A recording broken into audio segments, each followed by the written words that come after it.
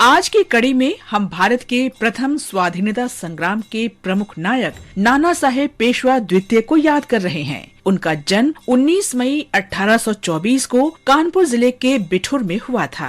मराठा साम्राज्य के पेशवा नाना साहेब ने कानपुर में अंग्रेजों से स्वतंत्रता की लड़ाई का नेतृत्व किया। उन्होंने कानपुर में ब्रिटिश गैरिसन को समर्पण के लिए विवश किया और 1857 में कानपुर पर नियंत्रण कर लिया। जन्म के समय नाना साहेब का नाम नाना गोविंद ढोंढू पंत रखा गया। नाना और उनके भाई को पेशवा बाजीराव द्वितीय ने गोद लिया था क्योंकि उनकी कोई संतान नहीं थी। नाना साहेब तात्या टोपे और झांसी की रानी लक्ष्मीबाई के साथ बड़े हुए। पेशवा बाजीराव की मृत्यु के बाद अंग्रेजों ने अगला पेशवा बनने का नाना साहेब का दावा मानने से इनकार कर दिया। नाना साहेब ने ब्रिटिश सरकार के समक्ष अपना पक्ष रखने के लिए 1853 में अपने दूत अजीमुल्लाह खान को इंग्लैंड भेजा, लेकिन अजीमुल्लाह खान ब्रिटिश सरकार को पेंशन फिर शुरू करने के लिए नहीं मना सके। नाना साहेब ने ब्रिटिश नीति को चुनौती दी और स्वाधीनता संग्राम में शामिल हो गए। जून 1857 में नाना साहेब ने अपने कमांडर तात्या टोपे के साथ कानपुर में ब्रिटिश ठिकाने पर कब्जा कर लिया,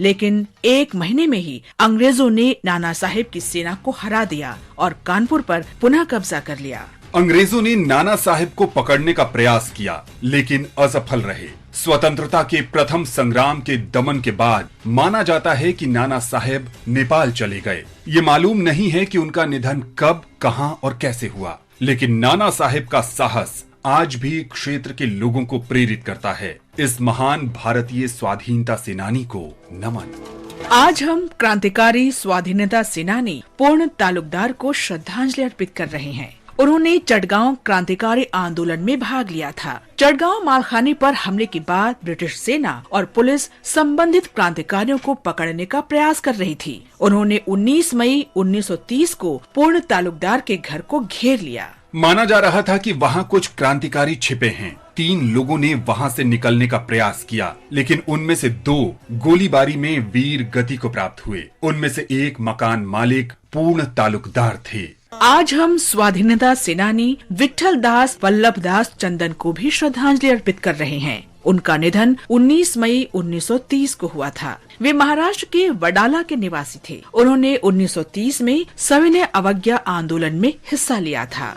विट्ठल दास 19 मई 1930 को मुंबई के एस्प्लेनेड मैदान में सविनय अवज्ञा आंदोलन के दौरान जनसभा में शामिल हुए थे। ब्रिटिश पुलिस ने जनसभा में शामिल होने से रोकने के लिए स्वयंसेवकों पर लाठियां बरसाई। विट्ठल दास पुलिस की लाठी से गंभीर रूप से घायल हो गए। उन्हें पास के अस्पताल ले जाया गया, जहां उनका प्राथमिक उपचार किया गया। दृढ़ इच्छा शक्ति के कारण घायल विट्ठल दास ने हिम्मत की और एस्प्लेनेड मैदान की जनसभा में शामिल होने के लिए ट्रेन में सवार हो गए, लेकिन रेलगाड़ी में वे बेहोश हो गए और चलती ट्रेन से गिर गए और जनसभा में पहुंचने से पहले ही उनका निधन हो गया।